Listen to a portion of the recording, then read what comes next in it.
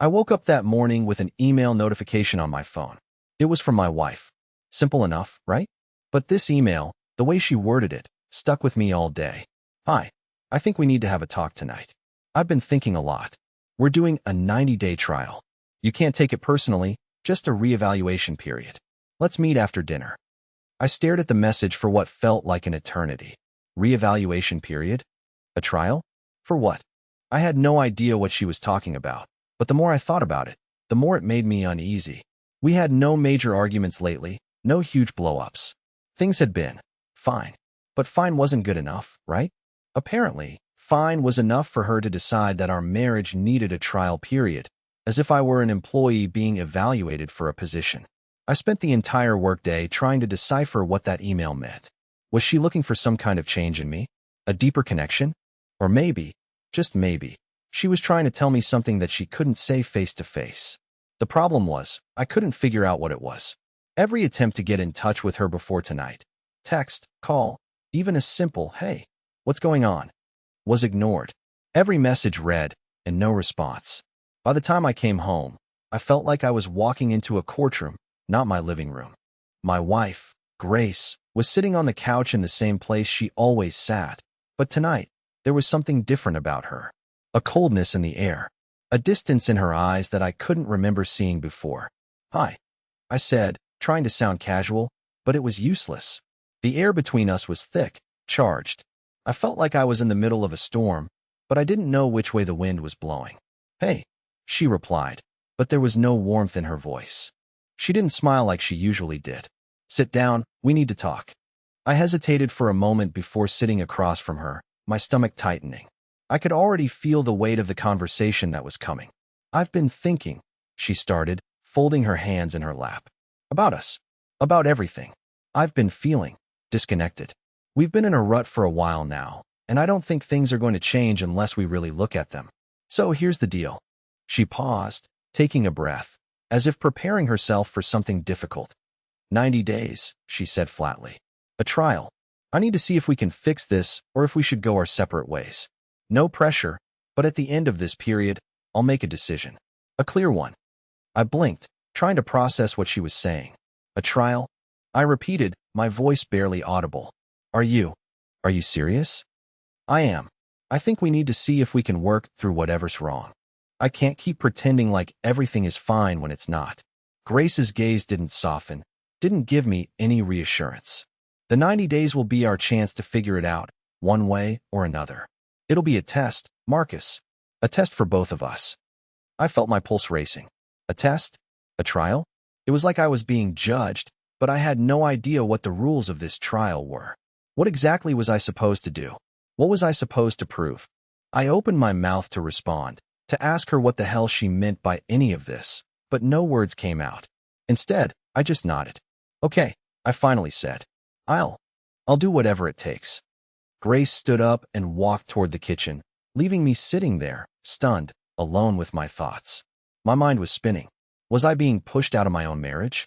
Was this a test? Or was this the beginning of the end? I needed answers, but I wasn't sure if I was ready to hear them. The next few days were strange.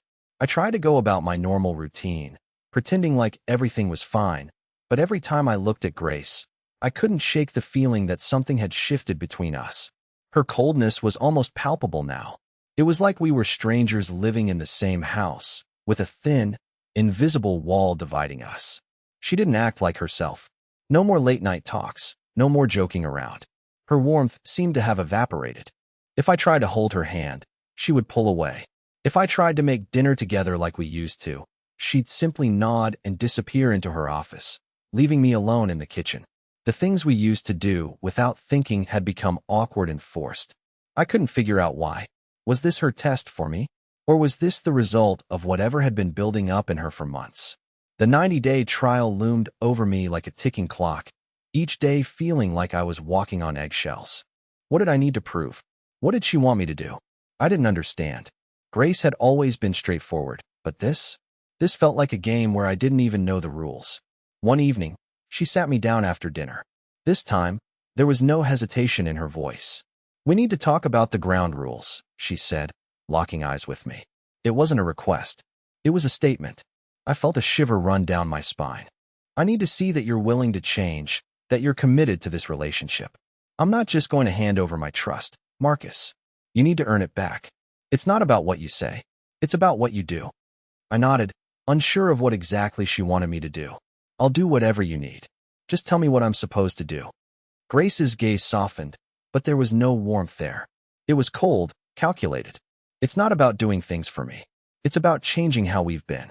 The way we talk to each other, the way we spend our time together. It's about effort, real effort. I want to see if you can change the way you see this relationship, Marcus.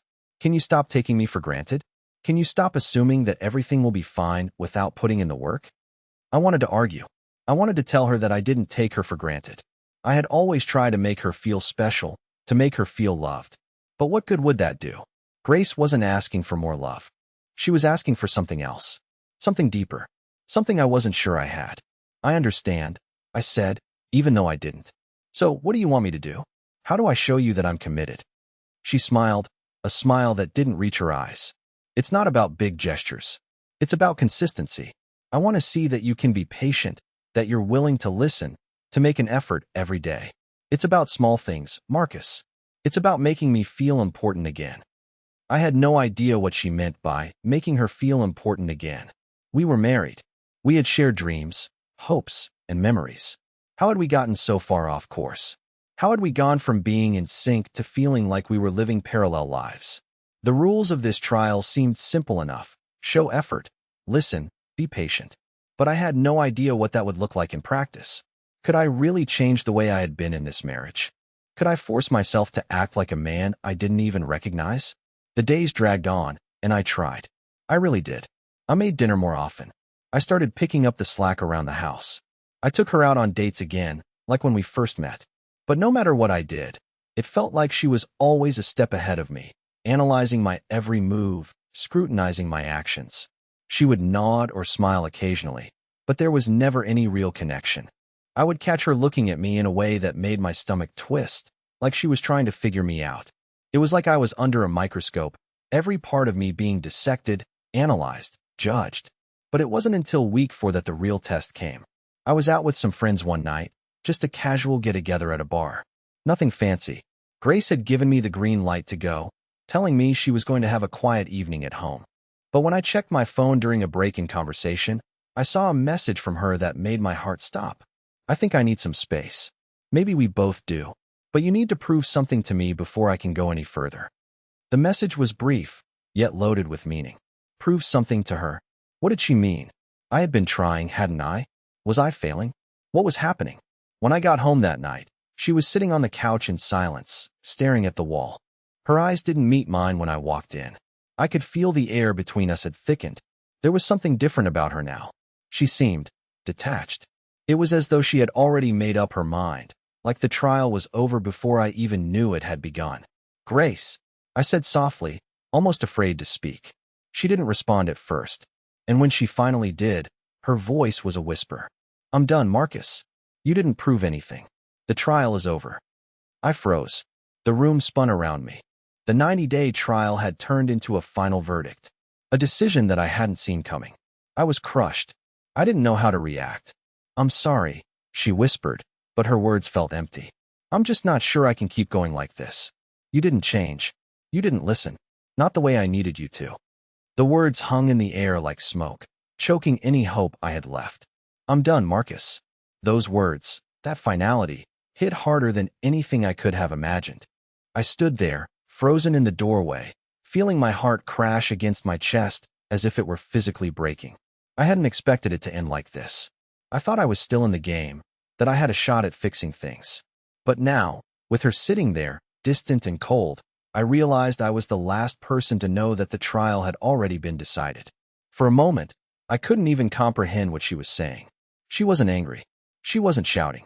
There was no confrontation, no fight. It was just her quietly saying the words that had been building up for so long. The silence between us was deafening. Grace. I managed to choke out, my voice cracking under the weight of everything that was happening. What do you mean?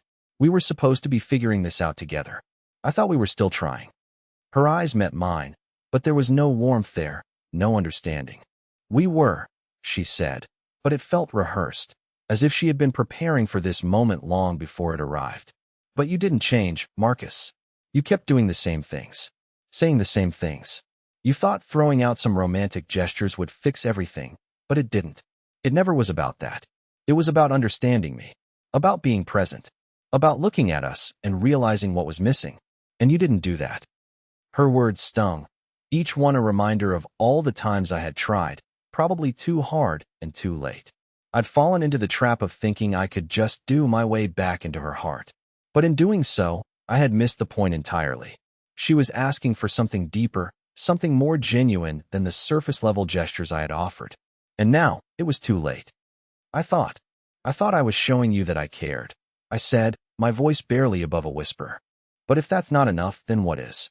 What was I supposed to do? Grace sighed, closing her eyes for a brief moment. When she opened them, her expression softened, just for a second. I wanted you to see me, Marcus. Not just as your wife, but as someone who needs to feel heard.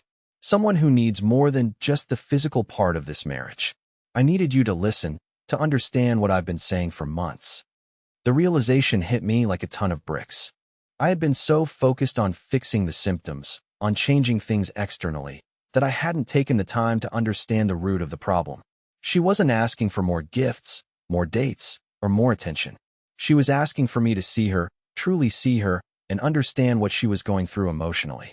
But I had been too consumed by my own pride, my own insecurities, to truly listen. I didn't know. I whispered, my throat tightening. I didn't know I was missing that. I thought I was doing everything right. But I don't know what to do now. Grace stood up, walking slowly toward the window, her back turned to me. That's the problem, Marcus, she said quietly, her voice almost lost in the distance. You always thought you knew. But now, here we are, and I'm not sure I can even look at you the same way anymore. I felt the ground shift beneath me. It was like I was standing in the wreckage of something I had built, watching as it crumbled around me. There was no fight, no attempt to salvage anything. This wasn't a relationship on the brink of destruction. It had already fallen apart, and I was too blind to see it. I had been given chances, countless opportunities to fix things, to understand her. But I had been too focused on my own actions, on the idea that if I tried harder, everything would fall into place. I felt a wave of shame crash over me. I had failed her. I had failed us. Is it really over? I asked, barely able to speak, my voice barely more than a breath. Grace turned around slowly, her face a mixture of sadness and resignation. I don't know. I don't want it to be. But I can't keep going like this. I need more, Marcus. I need to know that we can rebuild, and I don't think you're willing to put in the work. Not the right kind of work. I could feel tears welling up in my eyes, but I couldn't bring myself to cry. What was the point? The tears wouldn't fix anything. They wouldn't bring back the connection we had lost. What does that mean? That's what I've been doing. I've been trying, Grace. I've been doing everything I can to prove I'm still here, still trying to make it work. She shook her head. No, you haven't. You've been trying to fix the surface. But the problem is deeper than that. It's in the way you look at me, Marcus. The way you think about our marriage. I need you to look inside yourself and see what's missing. I was paralyzed. For the first time in our marriage, I didn't know what to say. How could I fix something that I didn't even fully understand? How could I make things right when I hadn't seen the problem for what it truly was?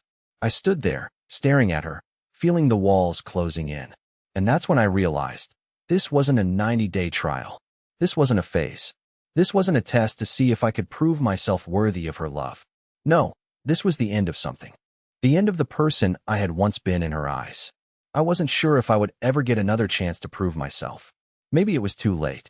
Maybe the damage was done. But for the first time in my life, I understood what it meant to truly lose someone. Not just in the physical sense, but emotionally. I had lost her, and there was nothing I could do to get her back.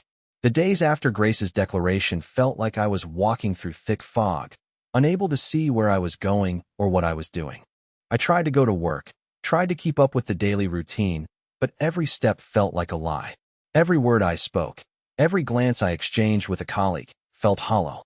It was as if the world had kept turning, but I had been left behind, stranded in a void where nothing made sense anymore.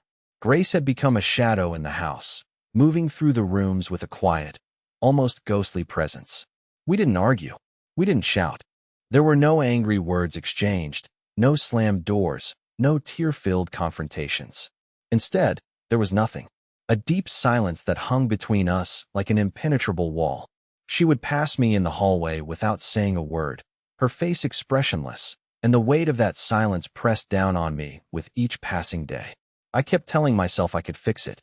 I kept telling myself that if I just found the right words, the right action, she would come back. That this wasn't the end, that we could still find our way back to each other. But every time I tried, the door seemed to close just a little bit more.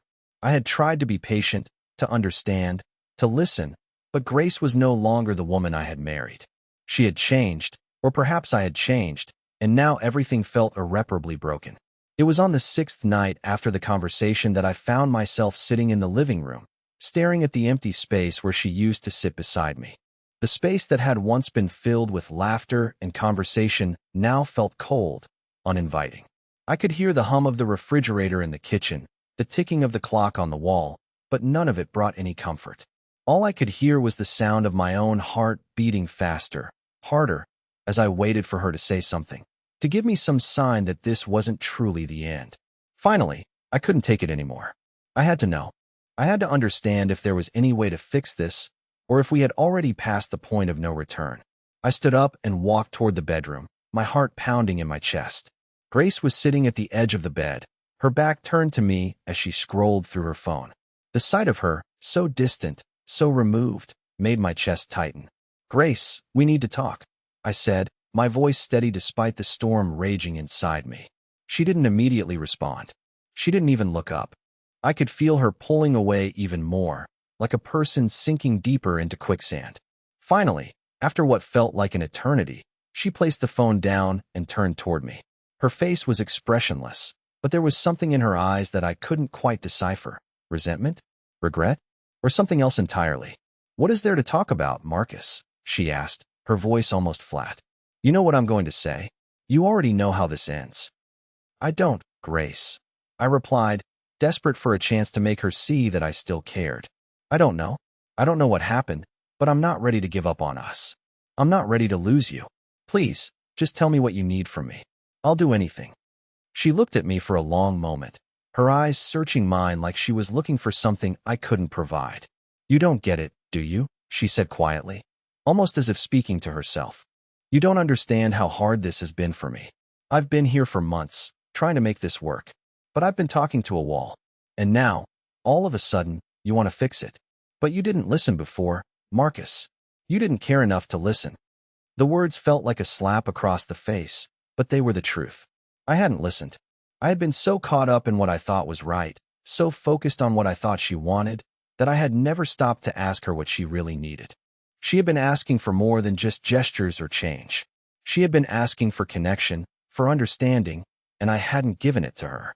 "I'm sorry," I whispered, my voice breaking. "I'm sorry for not seeing it sooner. I never meant to hurt you." Grace sighed deeply, her shoulders slumping as if the weight of everything was finally getting to her too. "I know you didn't mean to hurt me," she said softly. "But intent doesn't change the outcome. And the outcome is that I'm tired. Tired of being the one who always has to carry us. Tired of trying to make something work when it feels like it's already over." I swallowed hard, trying to find the right words, but I didn't have any. My mind was blank. I felt like I was grasping at straws, trying to hold on to something that was slipping through my fingers. The desperation in my chest was overwhelming, but I couldn't make her feel something she wasn't ready to feel. "I know you're tired," I said quietly, my voice barely audible. "But I'm willing to keep trying. I'm willing to fight for us if you'll give me a chance." She shook her head slowly. "I don't know if I can, Marcus. I don't know if I can keep fighting for something that feels like it's already lost." Her words crushed me, and for the first time, I truly understood what it meant to lose someone you love, not just physically, but emotionally.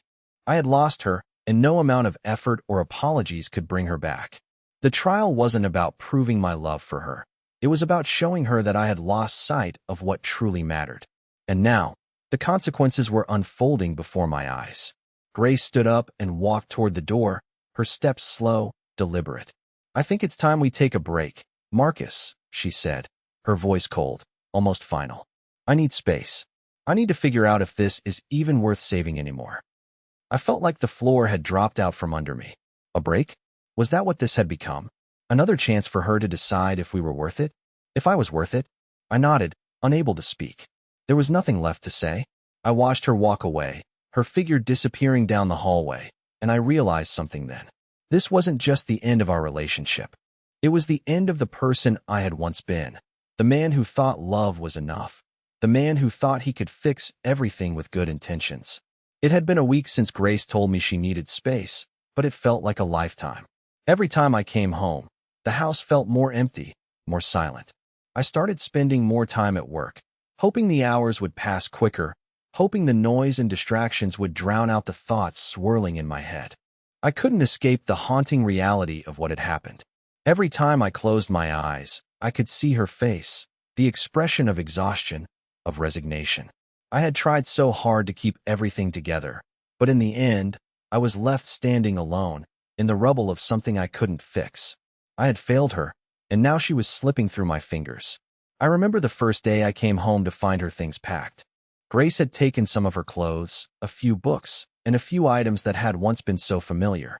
Her absence hit me harder than anything else had. She wasn't just physically gone. She had taken a piece of our life together with her. As I stood there, staring at the empty spaces she left behind, I realized how much I had taken her for granted. I hadn't understood the depth of what she needed until it was too late. And now, it felt like the only thing I could do was watch her slip away. I didn't know where she was staying, but the thought of her being somewhere else, with someone else, gnawed at me. I hated the idea of her being alone, but I hated the idea of her being with someone else even more. I had tried, but it wasn't enough. I had never seen this coming. How could I have been so blind? One night, I decided to drive to her office. I told myself it was just to talk, just to get closure. I didn't expect anything to change. I didn't expect her to take me back, but I needed to hear it from her. I needed her to say that it was really over, that I didn't stand a chance anymore. Maybe then, I could start moving on. Maybe then, I could stop feeling like I was drowning in the mess we had created. When I pulled up to her office building, I saw her car parked outside. My heart skipped a beat. Was she inside? Was she waiting for me to come find her? I didn't know, but I couldn't just drive away. I had to see her. I had to speak to her one last time. I walked into the building, my steps quick and uneven. I could feel the anxiety rising in my chest, but I didn't let it stop me. I made my way up to her office, my palms sweaty, my mind racing. The door was slightly ajar, and when I knocked, she didn't answer right away. I knocked again, more urgently this time. "Grace," I called, my voice trembling. "It's me, Marcus." The door creaked open, and there she was, standing in front of me, her eyes wide with surprise. She hadn't been expecting me, and for a moment, neither of us spoke. We just stood there, locked in this strange, painful silence. She looked different. There was a calmness to her now, an air of finality that I hadn't seen before. "Marcus," she said softly, her voice laced with something I couldn't quite place. "What are you doing here?" "I had to see you," I replied, my voice low. "I had to know if it's really over. I can't move on until I know for sure." Grace sighed and stepped back, motioning for me to enter. "Come in," she said. "But this doesn't change anything, Marcus. You need to understand that." I stepped into the office, my heart racing. The place felt cold, impersonal, nothing like the home we once shared. She motioned to the chair across from her desk, and I sat down, feeling like I was about to face a verdict. "Do you think things can still work between us?" I asked, my words coming out in a rush. "I know I messed up. I know I should have listened to you. But I need you to tell me if there's any chance left. Anything. I can't live like this anymore." Grace looked at me, her gaze steady but distant. "I don't know," she said, her voice quiet. "I don't know if I can trust you again, Marcus. I don't know if I can go back to what we had. It's not that simple." Her words stung, but I wasn't about to give up. "I'll do whatever it takes, Grace. I'll change. I'll listen. I'll give you what you need. Please. I'm begging you. Don't just give up on us."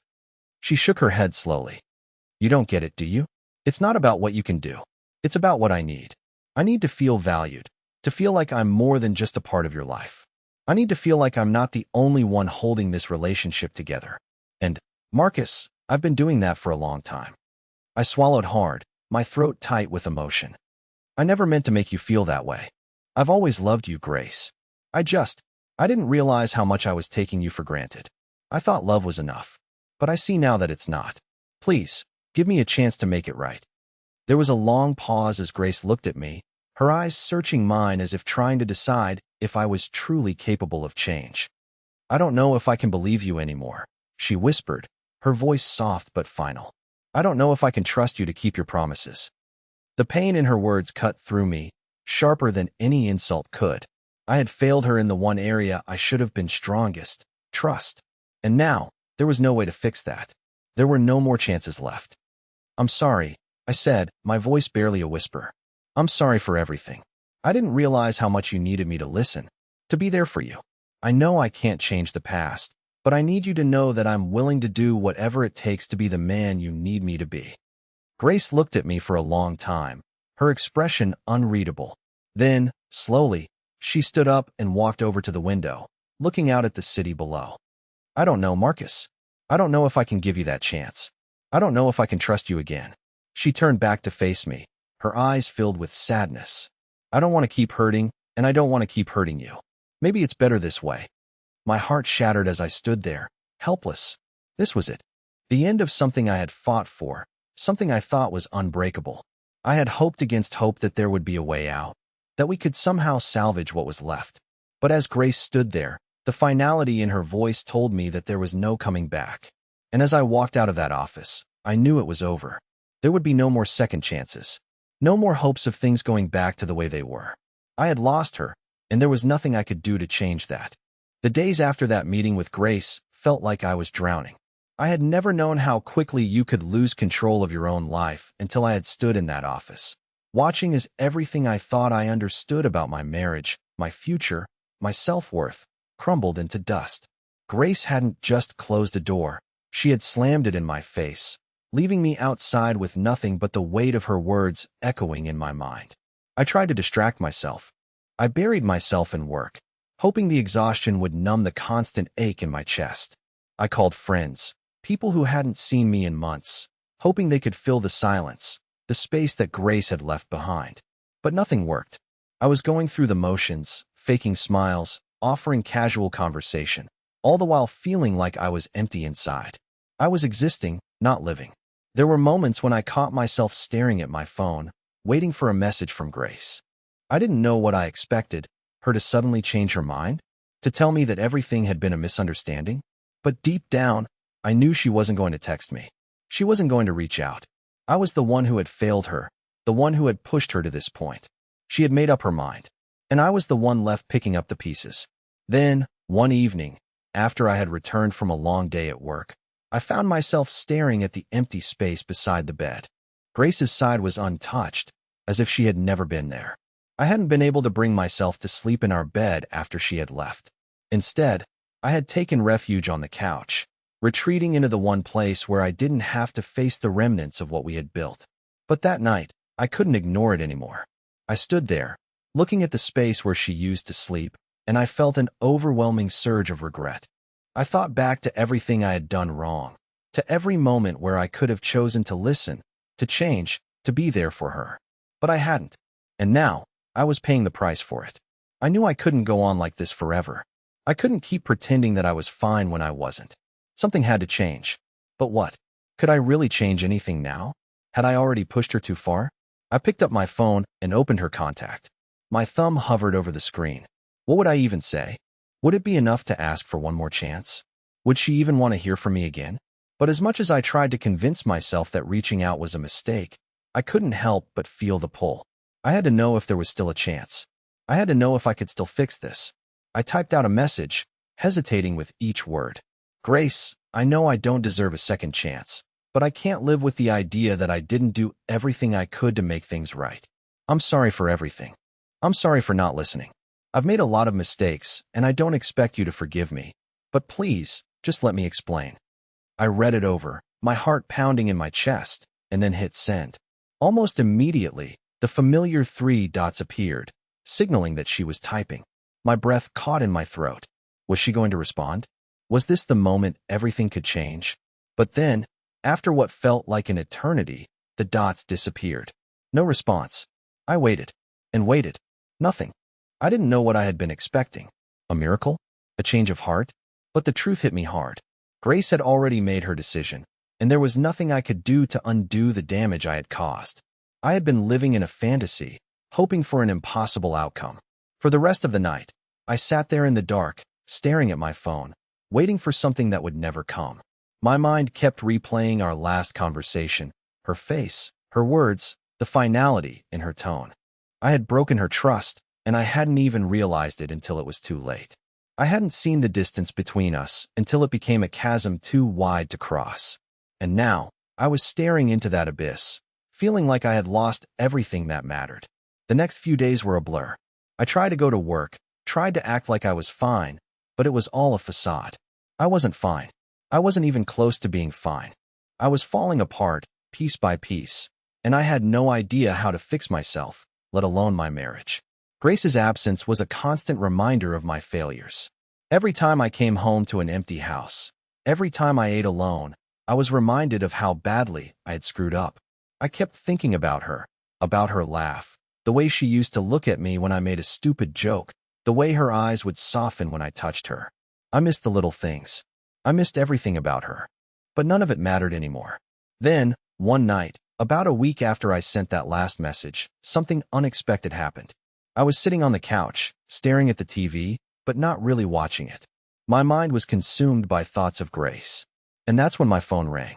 It wasn't a number I recognized, but for some reason, I picked up. Hello. There was a pause on the other end. Then, a voice I knew too well. Marcus, it's Grace. My heart skipped a beat. Marcus. Her voice came through the phone, shaky but calm. I've been thinking a lot about everything about us. I don't even know where to begin. I couldn't breathe. My hands were shaking, and my mind was spinning as I tried to process the sound of her voice. I had convinced myself she'd never call. That moment when I hit send on that message and didn't get a response, it felt like a final goodbye. But here she was, on the other end of the line. After everything, after weeks of silence, she was speaking to me again. Grace, I said, my voice barely above a whisper. What's going on? What do you want to say? She exhaled deeply before responding. I don't know. I don't even know if I should be calling you right now. I don't know if it's the right thing to do, but I couldn't keep pretending like I had it all figured out. I don't know what I want, but I do know that I can't just let go like this without talking it through. I didn't know what she meant. Did this mean she was reconsidering? Did this mean I had a chance to fix things? My heart was racing, each beat louder than the last. I don't want to lose you, Grace, I said before I could stop myself. I've been trying to change. I've been trying to understand everything you said. I know I've messed up, but I swear I'll do whatever it takes. Please, tell me what I need to do. There was silence on the other end for a moment, and I could hear her shifting, as if she was considering her next words carefully. Marcus, I don't even know if I can go back to what we were. You don't get it. You keep saying you're trying, but you're not. You think it's just about fixing what happened, but it's more than that. It's about who we were, who I thought we were, and how everything has changed. You want me to believe that things can go back to how they were, but I'm not sure they can. I'm not sure I even want them to. Her words hit me like a freight train. I had thought that all I needed to do was prove I was willing to change. I thought that if I kept working at it, if I showed her that I could be a better person, it would be enough. But I had underestimated the depth of the damage I had caused. This wasn't just about me changing. This was about her healing from the hurt I had caused, and it was clear now that I had underestimated how deep that hurt went. Grace, I'm not asking you to go back to how things were, I said quickly, desperation creeping into my voice. I'm asking you to let me try to make it right. Not for the past, but for us, for the future. I've been so blind, and I need you to know that I'm willing to do whatever it takes to show you that I can be the person you need. She let out a small laugh, but there was no humor in it. You still don't get it, do you? Her voice grew quieter, and I could tell there were tears behind her words. It's not about you being the person I need. It's about me being able to trust you again. I don't know if I can ever look at you the same way. Not after everything. I felt the blood drain from my face. Trust. That was it, wasn't it? It was the one thing I hadn't thought about, because trust is earned. And mine had been shattered. It wasn't something I could fix with promises. It wasn't something I could just talk my way out of. I know I don't deserve your trust, I said softly, the weight of my own realization sinking in. But I want to earn it, Grace. I want to spend the rest of my life proving that I can be that person for you. I could hear her breathing heavily on the other end. I didn't know if she was considering it, or if she was simply too hurt to speak. But I couldn't stop now. I had come too far. I don't know, Marcus. I don't know if I can go back. I don't know if I can forgive you for the things you've done. And maybe I don't even want to try anymore. I've spent too much of my life trying to hold us together, trying to fix everything while you stayed oblivious. And now, I'm just tired. Tired of trying to fix something that's broken beyond repair. Her words were like a dagger in my chest, but I had to hear them. I had to face the consequences of what I had done. I couldn't pretend that I could make everything okay just by apologizing. I'm sorry, I said again, the words coming out weak and broken. I'm so sorry for everything. We were both silent for a long time, neither of us knowing what to say next. I wasn't sure if she was trying to figure out what she felt, or if she was simply running out of the strength to keep fighting this battle. It was clear that we were at a crossroads. Either we tried to rebuild, or we finally let go of everything we once had. Finally, after what felt like an eternity, Grace spoke again, her voice soft but final. I think it's time we stop trying to fix something that may never work again, Marcus. Maybe it's time we face the truth. Maybe it's time we finally let go. The words hit me like a ton of bricks. My chest felt tight, and I could barely breathe. For weeks, I had clung to the idea that we could somehow find our way back to each other, that we could fix what was broken. But it was clear now that Grace had already made her decision, and I wasn't part of it. You're right, I whispered, defeated. I don't think I can fix this anymore. Grace was quiet for a long time, and then I heard her take a deep breath. I'm sorry, Marcus, but this is where we part ways. And with that, the call ended. The phone slipped from my hand, landing with a soft thud on the couch. I sat there in the dark, alone in the house that had once been filled with love. And for the first time in a long time, I realized that the person I had been fighting for, Grace, was no longer there. The fight was over. She had walked away. And no matter how much I had wanted to fix things, no matter how much I had tried to change, it wasn't enough. The days after the phone call felt like I was drifting, stuck in a haze. For so long, I had convinced myself that I could fix everything, that I could somehow rewind time and undo the damage I had done. But as I sat in the empty house, surrounded by the echoes of memories, I realized that some things can't be undone. Some things are beyond our control. And maybe that was okay. It wasn't until a week later, when I was out for a walk, that something inside me clicked. I had been avoiding the real truth for so long, avoiding the fact that I had been so consumed with saving my marriage, with trying to fix everything for Grace, that I had completely neglected to fix myself. I had spent so much time focused on her, on what I could do for her, that I had lost sight of the most important thing. I needed to be better for myself first. I needed to be the person I wanted to be, not just for her, but for me. I had always been a bit of a workaholic, always focused on external things, the day-to-day pressures of life. But now, without the distraction of trying to salvage my marriage, I started to realize how much I had neglected my own happiness. I had allowed my sense of self-worth to be tied to someone else's approval, and when I didn't get that approval, I lost sight of who I truly was. I started small. I took up things I had always wanted to do, but never had the time for. I began painting again, something I hadn't done since I was a teenager. I went for long runs through the city, finding peace in the quiet of my own thoughts. Slowly, I began to rediscover who I was outside of the relationship I had been so consumed by. It wasn't easy, but it was liberating. It was like I was starting from scratch, building myself up from the ground up. And little by little, I started feeling like I was getting back to the person I had lost along the way. Then, one Saturday morning, I received a message from Grace. It was simple, just a few lines. Marcus, I've been doing a lot of thinking. I don't know where things are going, but I want to talk. Can we meet for coffee? My heart skipped a beat. I had no idea what to expect, but I knew one thing for sure. I wasn't the same person I was when I first started this journey. I wasn't desperate anymore. I wasn't clinging to the idea of what I thought we could be. I had learned to let go. But at the same time, I wasn't closed off to the possibility of something new.